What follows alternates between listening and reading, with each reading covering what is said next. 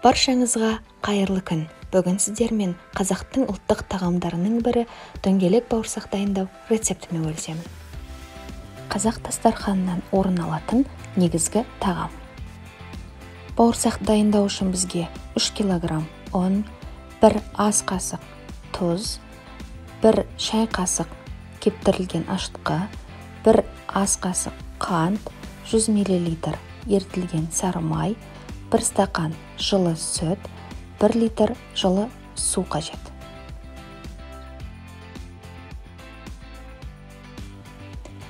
Ең алдымен ұнның ортасын ашып, ішіне жылы су құйып, оған құрғақ ашытқы мен қантты қосып, араластырып, ашытқымыз көтерілгенше 10-15 минутқа қойып қоямыз.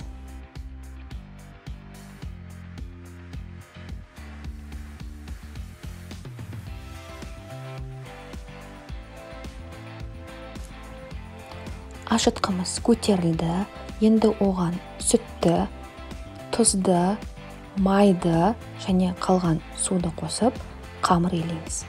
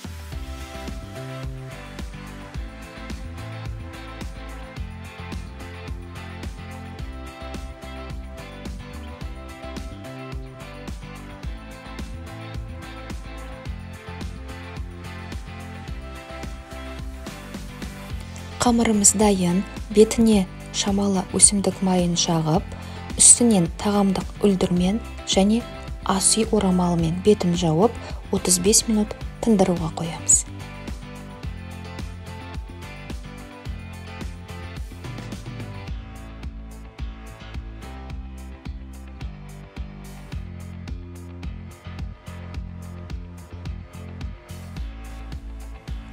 Минуттан кейін қамырды тағы да бір рет илеп, 10 минут тағы да тындырып аламыз.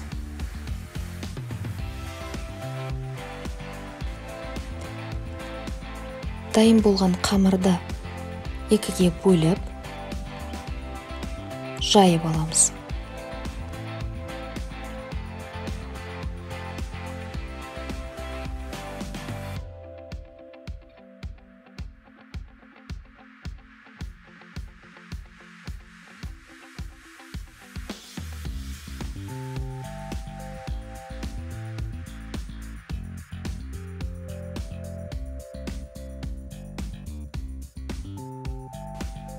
Жайылған қамырдан дөңгелектер жасаймыз.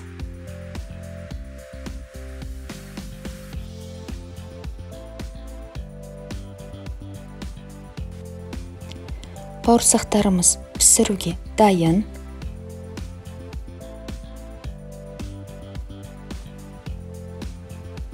Майды жоғары отта қыздырып, бауырсақтарды пісіріп аламыз. Бірінші беті піскеннен кейін, екінші жағына аударып пісіреміз.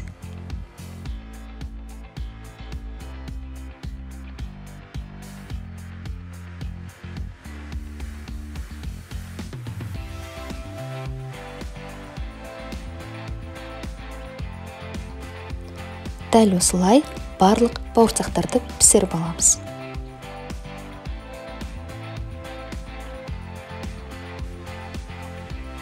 Бауырсақтарымыз дайын. Бауырсақтар жұп-жұмсақ әрі дәмді болып пісті. Астарыңыз дәмді болсын. Егер рецепт ұнаса, тіркеліп, лайк басып, пікір қалдыруды ұмытпаңыздар. Сіздің әрбір пікіріңіз мен үшін маңызды.